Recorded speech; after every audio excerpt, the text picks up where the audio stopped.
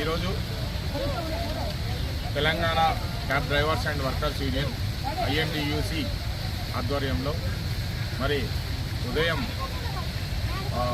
రవాణా కమిషనర్ గారికి అలాగే సెక్రటరియట్లో మరి సిఎస్ గారికి ఇంకా వారి జిఏడి సమక్షంలో ఏదైతే మన న్యాయమైన డిమాండ్లు ఉన్నాయో వాటి మీద అలాగే రవాణా కమిషనర్ జేటీసీ మరి మమత గారితో పాటు మరి చంద్రశేఖర్ గౌడ్ గారికి కూడా ఓలా ఊబర్ ర్యాపిడోలో నడుస్తున్నటువంటి సొంత వాహనాలపైన ఈరోజు జిహెచ్ఎంసీ కమిటీ మరి అలాగే తెలంగాణ సంబంధించినటువంటి అన్ని కార్యవర్గం సభ్యులు అందరం కలిసి ఈరోజు మెమరాండం ఇవ్వడం జరిగింది. వీటి మీద త్వరితగతిన నిర్ణయం తీసుకోవాలని, లేని పక్షంలో ఐఎన్టీయూసీ తరఫున ధర్నాలకు కానీ మరి ఆఫీసుల ముట్టడికి కానీ చేస్తామని చెప్పి కూడా మేము ఆ వినతి పత్రంలో వారికి రాసి ఇవ్వడం కూడా జరిగింది. అయితే వారు సానుకూలంగా స్పందిస్తూ జేటీసీ మమత గారు దీని మీద ఒక నోట్ ఫైల్ చేసి రంగారెడ్డి డిస్టిక్ అలాగే జిహెచ్ఎంసీ పరిధిలో ఉన్నటువంటి అన్ని ఆర్టీఓ ఆఫీసర్లకు ఒక నోట్ ఫైల్ కూడా తయారు చేసి పంపించమని వారి పిఏ గారికి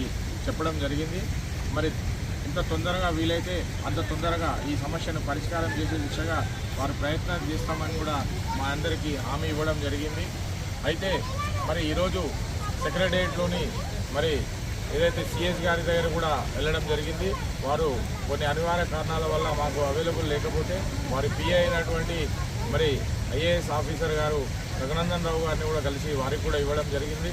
అలాగే మధ్యలో డోర్నకల్ ఎమ్మెల్యే అయినటువంటి రామచంద్ర నాయక్ గారు కూడా మాకు విప్ గారు కూడా మాకు తారసపడితే వారికి కూడా ఒక వినతి పత్రం ఇవ్వడం జరిగింది. వారు ఏదైతే సంక్షేమ బోర్డు విషయంలో కానీ మేనిఫెస్టో పెట్టిన విధంగా కానీ కొంత గవర్నమెంట్కు సమయం ఇస్తే బాగుంటుంది, దీన్ని సీఎం రేవంత్ రెడ్డి గారి దృష్టికి తీసుకెళ్లి తప్పకుండా పరిష్కరిస్తామని చెప్పి కూడా మాకు వారు హామీ ఇవ్వడం జరిగింది.